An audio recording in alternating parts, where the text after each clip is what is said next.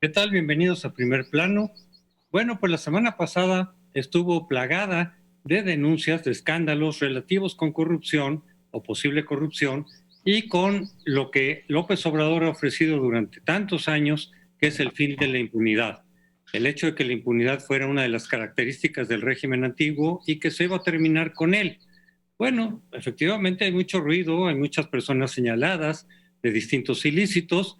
Está, por ejemplo, bueno, la captura de Cárdenas Palomino, que le pega tanto a Peña Nieto como a Calderón, porque estuvieron a su servicio. Está también lo de Miguel Alemán, en el sentido de que evadió millones de impuestos que debió haber pagado y que no lo hizo. Desde luego que yo celebro, por supuesto, que se ataque, digamos, esas evasiones fiscales, y también es otro tema. Apareció igualmente otro video de los que suponíamos que existían, en donde gente de López Obrador, ahora no fue Pío, fue su otro hermano, Martín, reciben dinero, pero del mismo personaje que le había dado dinero a Pío, es decir, David León, que era operador del gobernador de Chiapas, Manuel Velasco. Y desde luego, pues eso genera tanto otro debate respecto de si cuánto dinero recibió ese movimiento, esa campaña, si se reportó o no ante el INE. Hasta ahora no hay elementos de que se diga que incluso lo de Pío, que claramente sí se dice que es para el movimiento, aquí se presume, tanto David León y lo avala López Obrador, que se trataba de una cuestión personal, un préstamo personal, eh, en fin. Y también está entonces lo de Guajardo al día siguiente. Pues nos conocemos que se está investigando a Guajardo, el Alfonso Guajardo, exsecretario de Economía con Peña Nieto, y él sale a decir que todo lo va a aprobar, que todo ese dinero que dicen que es inexplicable, que él tiene los documentos, que son cuestiones familiares, que son transferencias de dinero de su familia, y que tiene todos los documentos para probarlo. Desde luego, pues habrá que ver qué pasa, cómo se defiende, o si de veras hay algo mucho más fundamentado y que él no logre comprobar, en cuyo caso, bueno, lo que estaríamos esperando todos, independientemente de consulta o no, es que efectivamente en los casos en que se haya delinquido, en los casos en que se cometan ilícitos, que se maneje dinero por debajo de la mesa, pues que se aplique Sí. la ley, sea de unos u otros, que se aplique la ley. Yo creo que a estas alturas ya es como una, digamos, vocación que no necesariamente se va, digamos, a cumplir. En esta administración estamos en los albores de una consulta. Si uno va, por ejemplo, por el oriente de la Ciudad de México, ve carteles de se busca a los expresidentes sin que haya una consecuencia necesaria o, digamos, una articulación necesaria entre lo que es el objetivo de lucha anticorrupción y esa consulta. Hay, por supuesto, el tema del hermano del presidente, que creo que es lo suficientemente contundente para que le demos más vueltas. Es decir, argumentar que un funcionario de un gobierno como el de Chiapas ahorra dinero para prestárselo al hermano del presidente es como si yo dijera que el bono extraordinario que voy a recibir en diciembre se lo voy a prestar al hermano de Claudia Sheinbaum. Es decir, es absolutamente inverosímil como argumento. Yo creo que por su peso cae. La forma en que el presidente aborda el tema creo que es insuficiente, y esto decir que hace 5 años que no ve a su hermano no obsta para que en su círculo más cercano o se hacen negocios o se recibía dinero para propósitos políticos. Lo que a mí me parece más contundente es algo en lo que el gobierno no ha puesto un énfasis muy particular, y es precisamente lo que decías de alemán. Los alemán significan para este país, para la historia reciente de este país, una pues dinastía que se formó al amparo del poder político, una dinastía empresarial que se formó al amparo del poder político, igual que los Hank. Ambos forman parte del consejo asesor del presidente, y en este caso tengo que reconocerle a la 4T que, no obstante la cercanía personal tanto de Miguel Alemán padre como del hijo. Miguel Alemán padre fue gobernador contemporáneamente con el presidente, el de Veracruz y el de la capital, y en los primeros actos de la administración le tuvo una cercanía enorme, recordando que Miguel Alemán había tenido una postura solidaria durante el desafuero. Ya ven que el presidente divide el mundo entre los que estuvieron con él en el desafuero y los que no estuvieron con él, a pesar de que dice que no guarda efectivamente rencores ni premios. En este caso yo tengo que reconocer que es un golpe potente el hecho de que una de las grandes familias empresariales de este país haya sido tocada por el poder público. Subrayo, quizá no ha tenido la espectacularidad mediática que otras medidas, pero es así, en términos generales, es una medida que le da credibilidad a la idea de que en este país empieza a dejar de haber intocables. Aquí, en mi opinión, sería que tenemos en materia de lucha contra la corrupción y la impunidad, como bien lo señala hoy José Antonio Crespo en su artículo, tenemos mucho discurso y poca realidad. Lo que yo veo es que la corrupción en México goza de una impecable salud y la impunidad también goza de salud. Junto con ello, hay otra práctica que no la inventó López Obrador, que viene del pasado, es el uso político de la justicia, que otra vez también goza de cabal salud.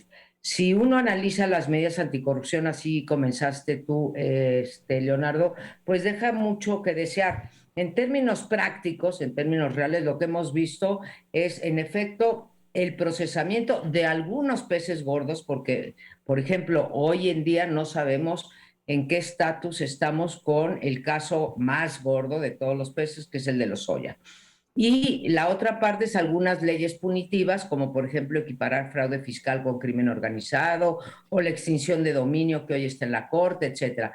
Fuera de esas dos cosas, que tienen parte de uso político de la justicia y tienen mucho de ley punitiva, de tratar de acabar con la corrupción a través de castigos o de castigos ejemplares, pues no se ve nada en términos de atacar de manera sistemática la corrupción desde, por ejemplo, componer la manera en que se asignan o se licitan las compras gubernamentales y la infraestructura, mejorar la transparencia, mejorar el sistema de procuración y administración de justicia.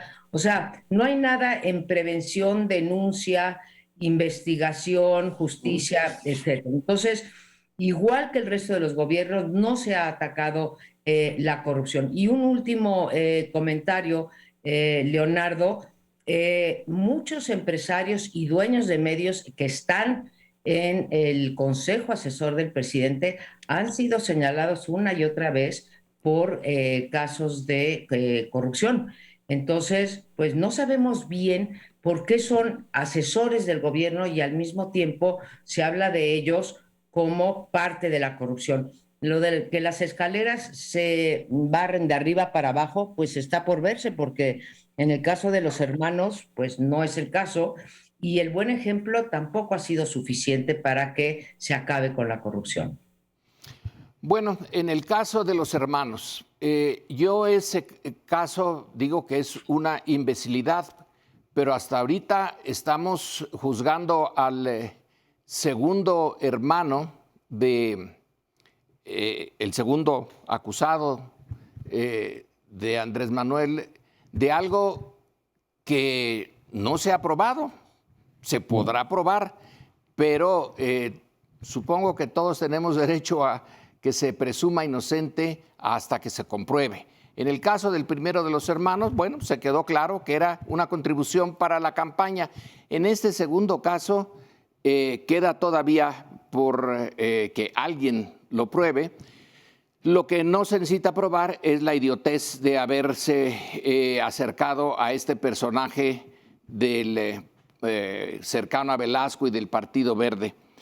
En el caso de Alemán, que viene de una larga tradición de los gobiernos de la Revolución, ya los sonorenses usaban la fuerza, su presencia en el gobierno para hacer sus negocios, por ejemplo, en el caso de Calles, de sus andanzas en la industria azucarera y de los ingenios. En este caso de Alemán hay algo particularmente de la familia Alemán. El hecho de que los impuestos que ahora se le piden, que no declaró, él se los quitó a sus empleados. Entonces es como un doble problema. Por un lado, le quito a los empleados 60 y tantos millones de pesos, a ellos, no al grandes empresas o a gentes desconocidas, a mis empleados, y luego me los quedo y no los entrego al fisco, que se supone que se entregan para que se haga obra pública para el beneficio de todos, ¿no? Entonces hay una doble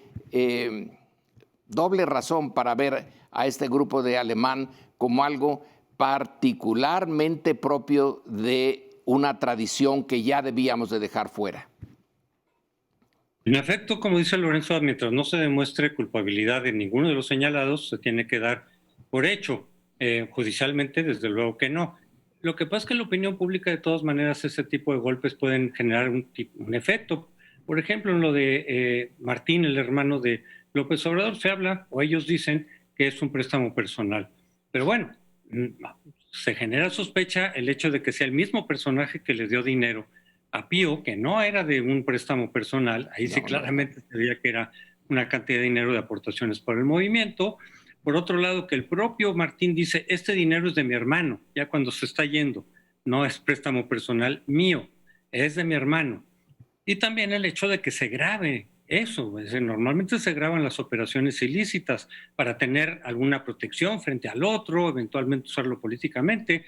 Una transacción personal no tendría por qué ser grabada, de ahí que se generen las sospechas de que algo sucio hay, al margen de que se demuestre legal o penalmente.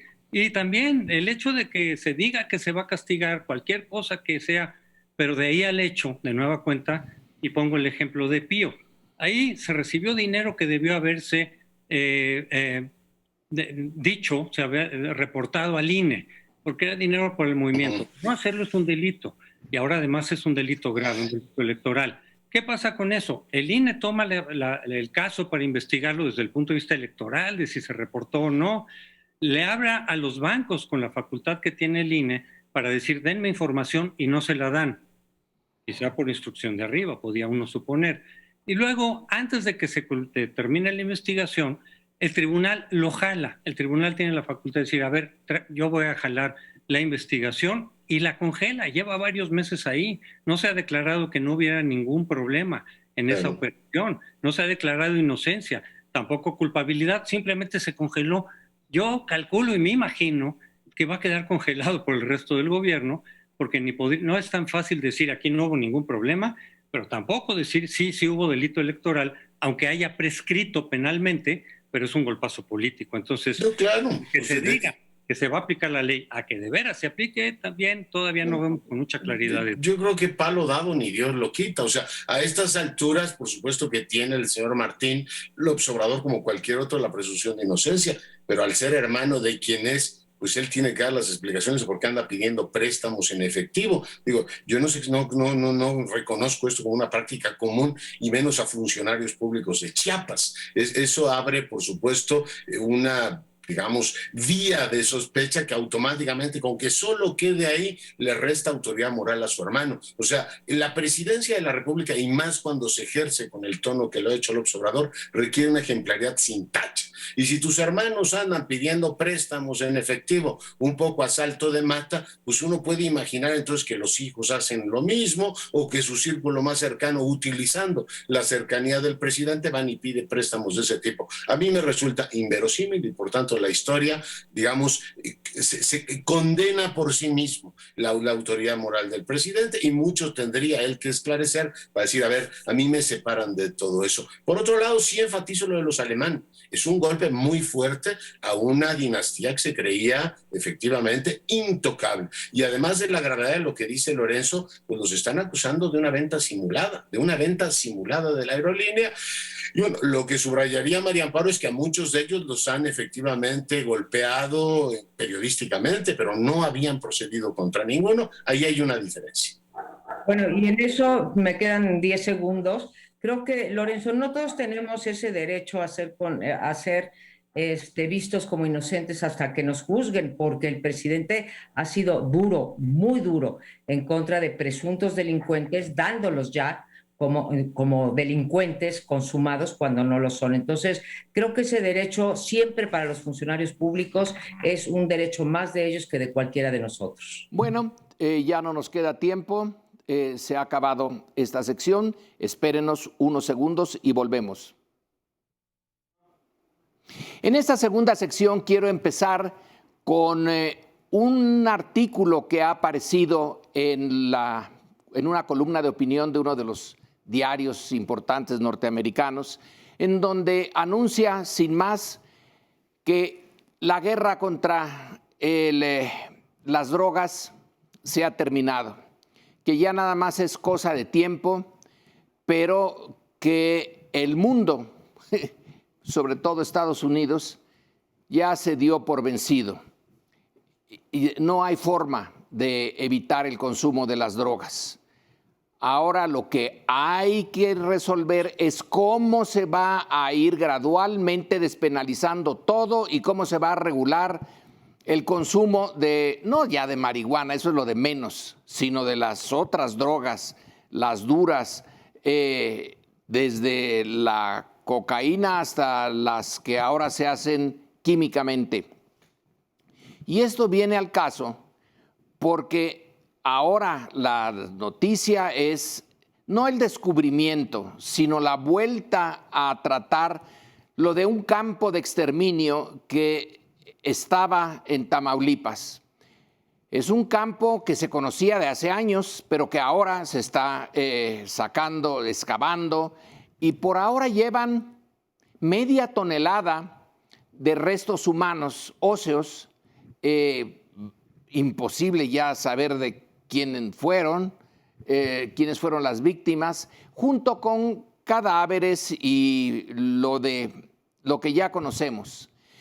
Se trata de un campo en donde los narcotraficantes, el crimen bien organizado, llevaba a sus prisioneros, los mataba, los incineraba y los enterraba.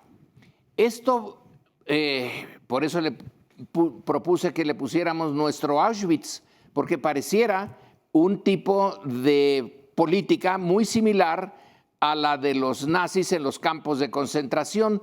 Ahora, dejo la pregunta, ¿cómo es posible que si esto se hizo hace tiempo y seguimos con este tipo de brutalidad, cómo en la Alemania nazi se hacía esto mientras el resto de la sociedad no se daba por enterada, seguía su vida, bueno, no se puede decir normal en la guerra, pero seguía su vida como si no existiera?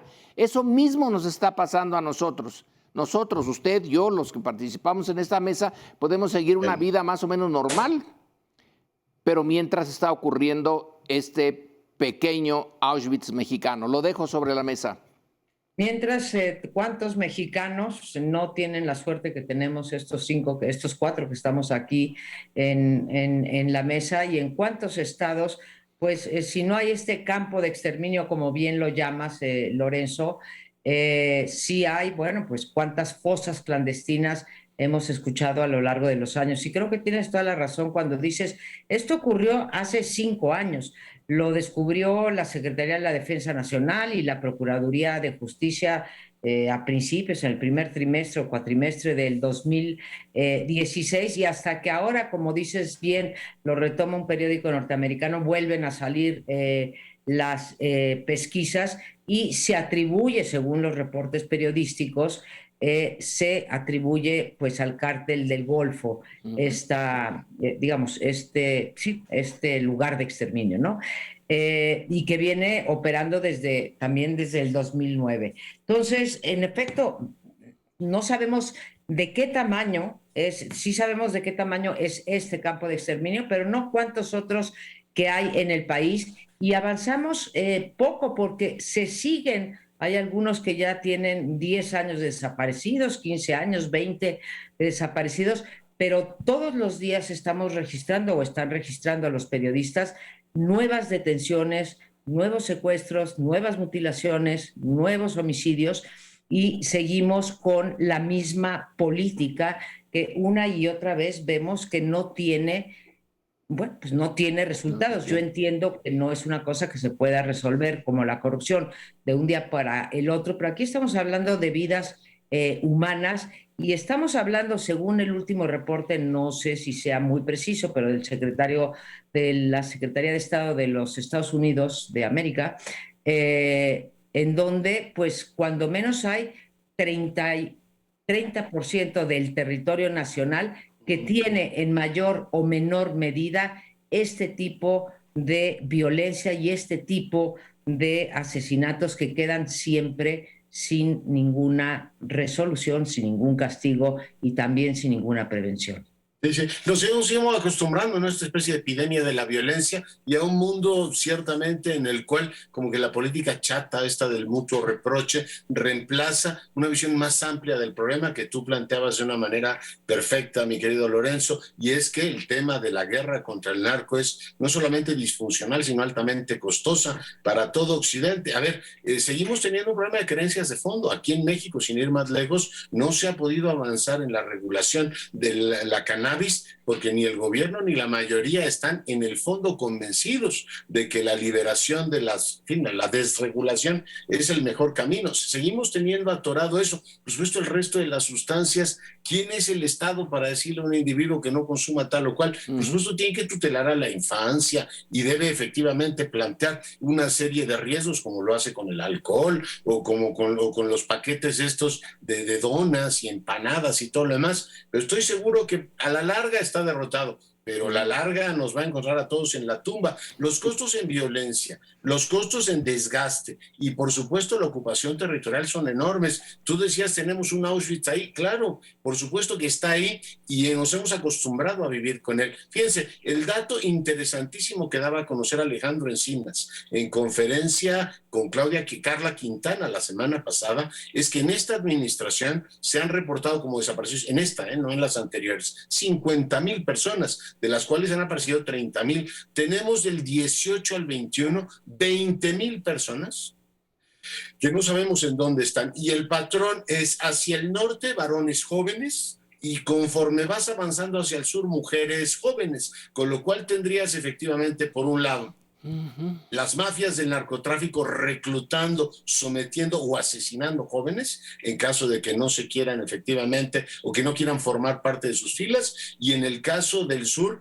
redes importantísimas de trata de personas. Todo es espeluznante. Repito el número porque creo que vale la pena ponerlo sobre la mesa. Cuando en un país medianamente organizado como este te desaparecen 20,000 personas en 2 años y medio, tú te preguntas, pues, ¿dónde acaban esas? En las fosas clandestinas que se han visto ahí, pero se han visto también en Veracruz, en Morelos y en buena parte del territorio nacional. El problema del narcotráfico es un problema que ha ido rebasando al Estado mexicano, no al grado de que le podamos decir que es un Estado fallido, como sí los hay en otros países, por diferentes razones. No es el descontrol total y absoluto, pero sí en algunas regiones a nivel territorial, sí es prácticamente el Estado mexicano no existe, no puede poner orden, no puede castigar ese tipo de crímenes. Y como que pareciera que se ha ido saliendo el control cada vez más. Antes, durante el tiempo del PRI, cuando los Estados Unidos, desde los tiempos de Lázaro Cárdenas, nos metieron el esquema de que había que perseguir y prohibir las drogas, las distintas drogas, incluyendo la marihuana, por supuesto, pero también otras, pues se administraba el problema, no es que se resolviera, no es que se pudiera evitar, seguía habiendo todo ese tráfico y toda esa actividad, pero de alguna forma se lograba contener la violencia relacionada y desde luego que no les salpicara tampoco a los ciudadanos que nada tenían que ver con ese problema. Yo creo que esto se relajó básicamente en tiempos de Fox, un poco a raíz de la alternancia en donde muchos de los acuerdos a nivel estatal con los diferentes cárteles se vinieron para abajo. Y también un poco por mayor presión de Estados Unidos o mayor esfuerzo de Estados Unidos para contener el narcotráfico por el lado de Florida, por ejemplo, donde entraba muchísimo, ahí se pusieron más duros y entonces ese comercio se transfirió para México, desde México. Y no hemos podido controlar el asunto, se le criticó mucho, desde mi punto de vista con razón, la estrategia de Calderón, porque iba a generar precisamente mayor violencia, mayor descontrol, mayor número de cárteles que se han venido multiplicando, pero tampoco Peña Nieto pudo hacer gran cosa, y aunque López Obrador durante su larga campaña ofreció una serie de soluciones, Bueno, pues desde entonces los expertos decían, pues suena muy bonito, pero no están muy basados en la realidad. El tratar de convencer a los narcos de que se porten bien, con homilías distintas, con valores cristianos, pues no, en ese mundo normalmente eso no es muy convincente, no pega mucho. El darles becas a los jóvenes, qué bueno, en la medida que se les den oportunidades, pero eso va a impedir que se vayan y se recluten o que ya no haya jóvenes para reclutar, pues tampoco. Entonces estamos viendo que no es que sea un problema de López Obrador, desde luego, pero sus soluciones, las que propuso y sigue proponiendo, paz y amor, en fin, abrazos, no están funcionando. Tenemos que seguir pensando en qué otras alternativas puede haber, porque ni las de Calderón, ni las de Peña, ni las de este gobierno están funcionando. Probablemente no hay ninguna alternativa y por lo tanto esta propuesta de dejar de penalizar a todos los consumidores y la venta de drogas es la única salida que no se ha querido discutir a fondo, pero creo que llegó el momento de discutirla. Lo que hay que hacer es pensar cómo se va a proponer esta nueva política y cómo se va a regular, igual que el alcohol, que los menores de edad no tengan acceso a esto. Ciertas reglas mínimas. Antes de terminar, quiero recordar que el presidente Lázaro Cárdenas en 1940 propuso algo muy similar y quien lo echó abajo fueron los Estados Unidos, los que se negaron por razones éticas. No se puede permitir que se sigan consumiendo esas sustancias. Bueno, ahora viene de Estados Unidos 80 años más tarde la idea de que se les fue aquí la guerra contra las drogas no funcionó. Entonces hay que meter al Estado a regular su consumo. No queda de otra. Nosotros no tenemos alternativa. Mientras Estados Unidos siga demandando estas drogas y también el mercado interno, pero sobre todo Estados Unidos siga demandando las drogas, mandando las armas y limpiando los dólares que vienen de allá, no queda más que empezar a pensar en esta otra. ¿Qué vamos a hacer? ¿No? Sí, 50 años más tarde, Lorenzo, y cientos de miles de muertos que sí. En efecto se ponen de este lado. Y a los que decía Leonardo Curcio, la cantidad de desaparecidos, brutal número de desaparecidos, pues hay que sumar esto de los 56 activistas de medio ambiente, activistas ejidatarios, activistas de todo, de derechos humanos, que supuestamente han desaparecido en este sexenio, en estos 2 años y medio, y una vez más López Obrador no solamente descalifica este reporte como propaganda, sino que asegura que su gobierno sigue protegiendo cuando en realidad, entre otras cosas, desapareció ese fideicomiso. Pero bueno, en fin, ahí tenemos que irnos, se nos acabó el tiempo. Espérenos para la siguiente sección. Bueno, pues como en muchos otros temas, México parece ir en sentido contrario a donde se van acercando las democracias. Y en este caso queremos poner aquí sobre la mesa el de las reformas fiscales. Mientras en el mundo, y ahora voy a tratar de explicar o poner sobre la mesa qué es lo que están haciendo pues la mayor parte del mundo democrático en el G20, que hubo una reunión en estos últimos días.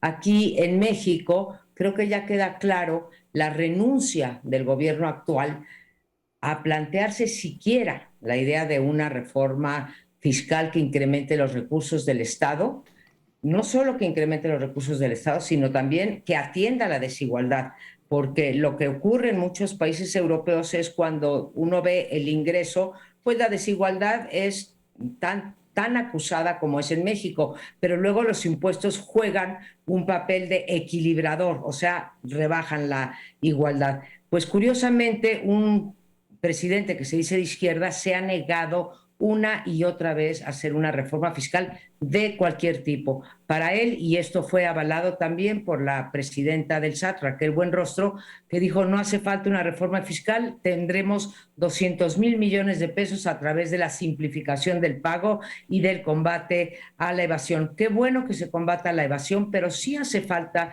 una reforma fiscal. Y decía yo que mientras en las democracias avanzadas se hablaba de reformas, o se está hablando ahorita de reformas fiscales progresivas, en México no queremos hablar del tema, a pesar de que el compromiso de López Obrador con respecto a la reforma fiscal fue solamente los primeros 3 años. ¿Qué están haciendo en el G20 o qué están proponiendo?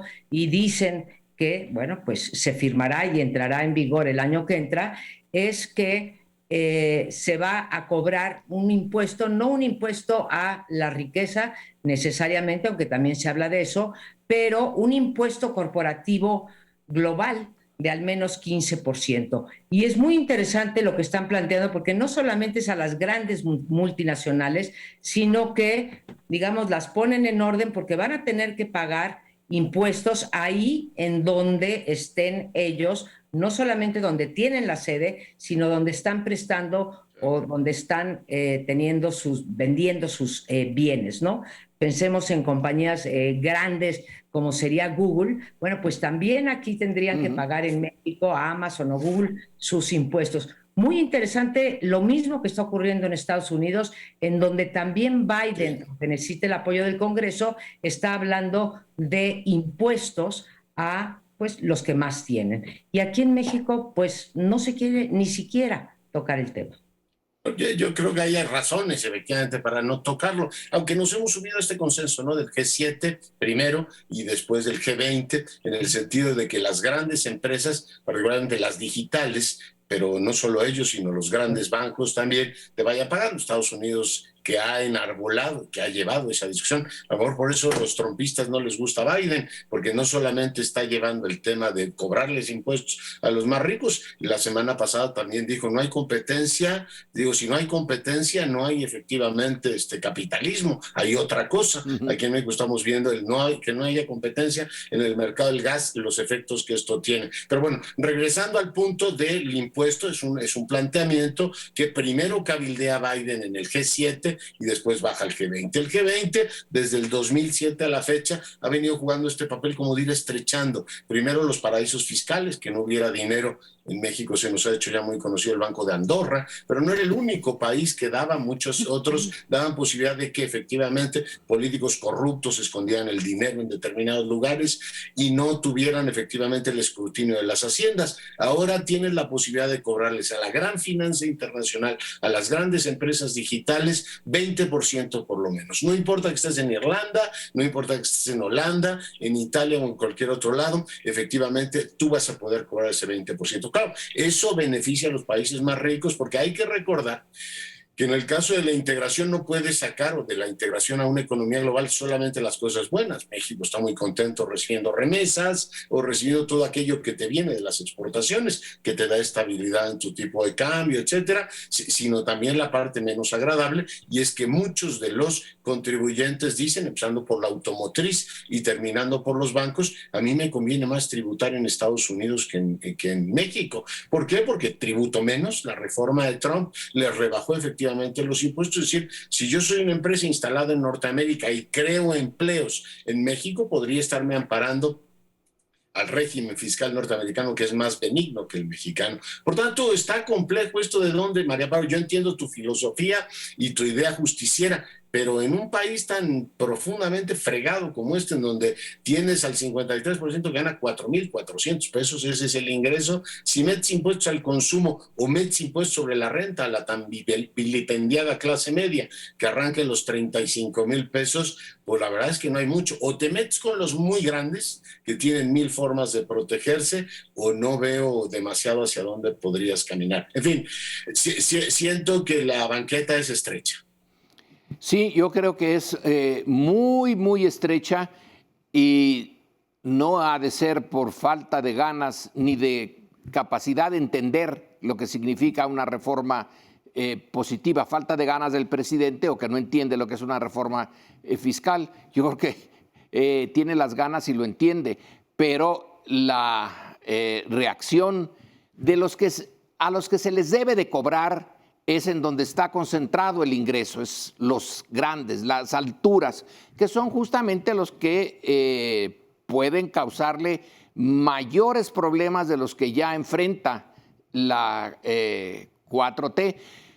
Idealmente, si un gobierno se identifica con la izquierda, debía de estar empeñado en una reforma fiscal, idealmente. Pero si se enfrenta con esta gama de adversarios, son muchos frentes los que tiene que estar combatiendo. Entonces, probablemente, entre los males, escoge el menor y por ahora decirles: lo único que voy a hacer es cobrarle los que le debía de cobrar.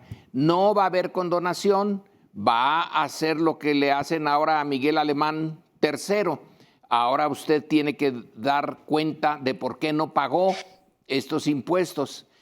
Pero no hay duda, cualquier proyecto finalmente de largo plazo de centro izquierda tiene que hacer una reforma fiscal de fondo. Y termino con esto. Quizá el capitalismo mismo necesita esa reforma, porque dejado a sus propias inercias, esto va a terminar en que un solo capitalista va a dominar al resto del mundo. No se puede seguir por ese camino, incluso para ellos mismos. Yo creo que sí estamos metidos en una especie de círculo vicioso en donde se tendría que romper de alguna forma, no está nada sencillo. Porque mientras efectivamente la mayor parte, una buena parte de la población no paga impuestos porque tienen ingresos reducidos y todo se concentra en niveles bastante altos, por cierto, pero en una parte muy limitada de la población, pues entonces no va a haber los recursos suficientes, no vamos a poder empatar siquiera el nivel de impuestos que tienen países semejantes a México del PIB, medido en términos del PIB, y en esa medida pues siempre va a faltar dinero. El modelo ideal, pero que es muy difícil de acceder, es el de los países escandinavos, básicamente, en donde todo el mundo paga impuestos elevadísimos, pero tienes la recompensa al tener cubierta pues, prácticamente desempleo, pensiones, universidades, salud, con un muy buen nivel. Eso sería a donde se tendría que aspirar, pero es muy difícil. Se habló en los tiempos de Fox de meter efectivamente impuestos al consumo parejo, pero en virtud de que eso generaría mucha injusticia en sí mismo, había un mecanismo compensatorio, se hablaba de un mecanismo compensatorio. Creo que era un esquema que propuso, si no mal recuerdo, Santiago Levy. Decir, sí, ok, pero se les da a todos parejo una cantidad en donde los niveles de menos ingresos van a recuperar, e incluso con un poquito más lo que pagaron de impuestos al consumo. Y así proporcionalmente, de tal manera que en los diferentes niveles de ingreso no se queden sin nada prácticamente, no queden desvalijados. Y el saldo será positivo. Obviamente van a pagar más los que tienen más ingreso a la hora del consumo. Pero eso está políticamente muerto, ¿no? Ya lo sé, pero no lo descarto económicamente. Claro que no hay que descartarlo, pero es muy difícil hacer transitar esto una vez que López Obrador decidió que no va a haber una reforma fiscal. A mí me parece que bueno que lo recuerdas, porque una de las buenas medidas que se ha tomado en esta administración, nos las está recordando Lorenzo, que es que se acabaron las condonaciones. Y eso me parece que está muy bien, porque además las condonaciones normalmente eran para las grandes empresas. Sí. Segundo, los de arriba, decías, bueno, pues no hay mucha oportunidad porque los de arriba se están, digamos, se oponen a que haya esta reforma fiscal. Bueno, López Obrador ha dado muestras de que aun cuando se opongan a muchas cosas como el aeropuerto, como la reforma energética o la echada para atrás de la reforma energética, pues sí se ha aventado contra ellos, pagando los costos que haya tenido que pagar, más allá de lo que cada uno de nosotros pensemos de si estuvo bien o estuvo mal. Entonces, tiene los instrumentos y ha mostrado, digamos, el valor para hacerlo a pesar de que se le critique o a pesar de que se le echen encima. Y finalmente, pues sí, yo sé que muchas pequeñas y medianas empresas y los asalariados mismos, pues muchas veces pagamos mucho más que las corporaciones, pero creo que sí hay, Leonardo, creo que hay muchas maneras de entrarle a esto. ¿Perdón? No, sí, hay muchas maneras. La primera sería empezar a discutir con las grandes, por ejemplo, la automotriz, que tributa en Estados Unidos, qué parte le corresponde a México. Es decir, a ver, si tú fueras una empresa automotriz, ¿tributarías creo aquí o que allá?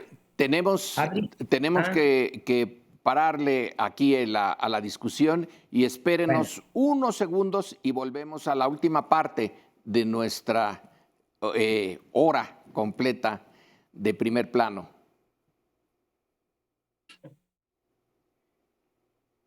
En este último bloque les propongo que revisemos, así a vuelo de pájaro, lo que está ocurriendo en América Latina en los últimos días, Haití y Cuba particularmente estos dos últimos, pero Haití toda la semana pasada ha sido noticia, pero no han sido los únicos. Si uno efectivamente se atiene al lugar común, efectivamente América Latina es el continente del futuro, ¿no? Siempre nos dicen que vendrán mejores tiempos, pero al mismo tiempo somos el único continente que va explicando una y otra vez que no consigue resolver sus grandes nudos gordianos, porque entre otras cosas ese tiene un pasado que lo condena. Y bueno, pues si uno le echa un vistazo al subcontinente ahora, ve uno que gobiernos de derecha y de izquierda están naufragando ante la ira popular. Déjenme simplemente recordar para entrar en materia, tú tienes un Brasil, el Brasil de Bolsonaro, en donde la población repudia a un presidente que resultó hipersimplificador, hiperbroncudo y además con muy poca capacidad de resolver temas.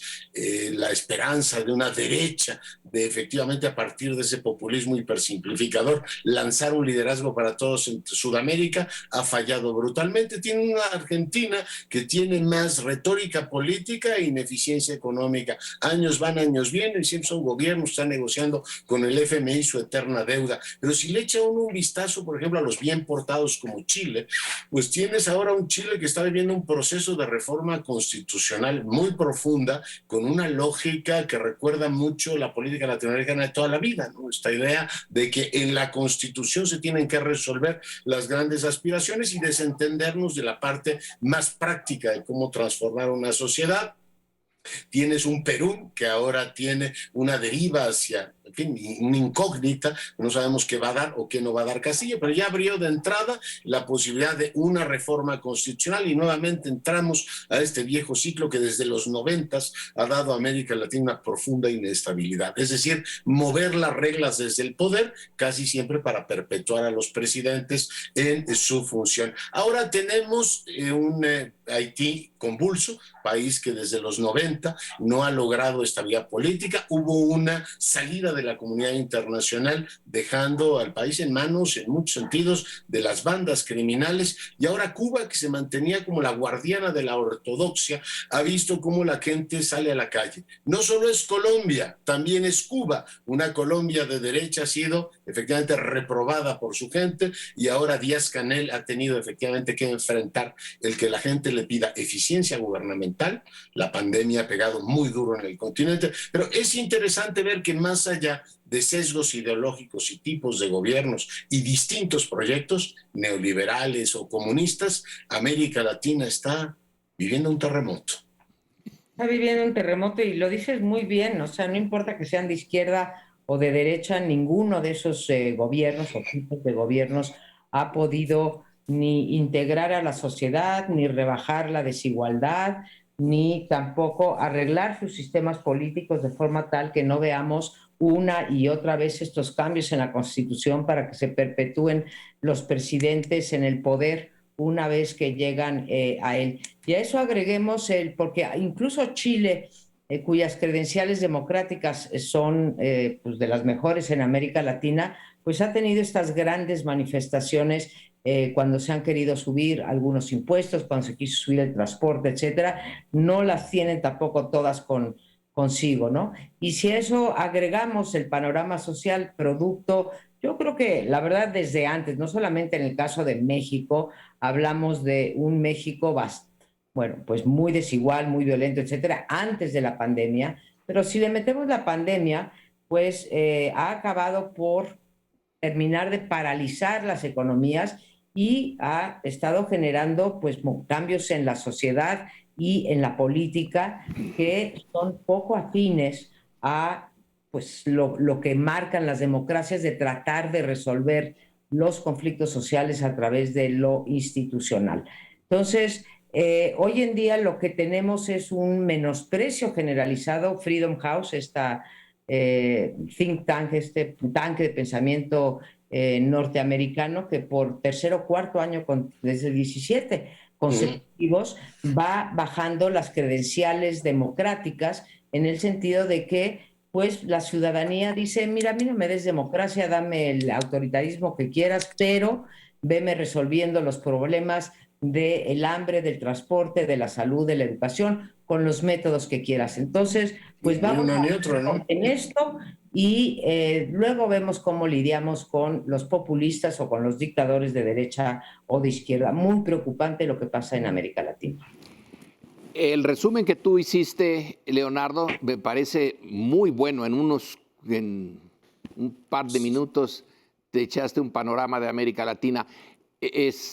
Lo de Chile con sus credenciales democráticas, María Amparo, bueno. Bueno, sí, con sus asegúnes, dije. Vaya que sí es según Pinochet, porque no. Pinochet es la... No. Perdón, Lorenzo, era Chile hoy. Disculpa que te diga, Chile hoy, jamás diría Pinochet. Pero es que viene de allá, es decir, el hoy tiene su ayer y el ayer puede tener sus consecuencias en el mañana. Creo que quedaron fuera, bueno, lo de Cuba es de lo más interesante y dramático, porque ha aguantado lo que pocos países pueden aguantar, que es el choque con Estados Unidos, que es su vecino, desde los 1960 hasta ahora. El precio ha sido enorme. Pero dejamos fuera, Leonardo, a dos ejemplos bien interesantes. El de Nicaragua. Nicaragua es una revolución hecha con un enorme esfuerzo, apoyado por la izquierda, apoyada por Cuba y en cierto sentido apoyada por México. También le apoyó al final al nuevo gobierno, y durante los primeros años de los sandinistas se le dio apoyo, y ha terminado en una cosa impresionante, en una... pero no sé si es del siglo XIX o algo todavía más atrás que del siglo XIX, un matrimonio que controla ese país a pesar del enorme esfuerzo, el sacrificio que se hizo para echar fuera a la familia Somoza. Y ahora viene otra familia, algo, bueno, dramático. Y el otro caso es Venezuela. Venezuela, una riqueza petrolera enorme,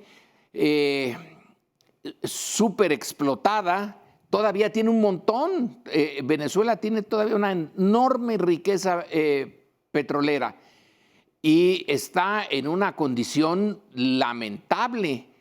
Entonces, viendo el panorama que pusiste, realmente estamos en una situación hasta cierto punto incomprensible. ¿Cómo podemos explicar que todo esté tan mal en América Latina, teniendo proyectos de izquierda y de derecha que ofrecieron y creo que tenían razones para sentirse optimistas? Ahora no hay una posibilidad de que el continente sea el continente de hoy y no del mañana, como se burlaban mucho de Brasil. Ese es el país del futuro, pero siempre será el país del futuro. Y América Latina, que será el continente del futuro y siempre será el continente del futuro. Algo, para explicar eso, algo tenemos que ver con el pasado. No podemos nada más lanzarnos a ver lo de ahorita. Tiene que tener una razón muy profunda, estructural. O somos unos idiotas o hay una razón muy de fondo, Leonardo.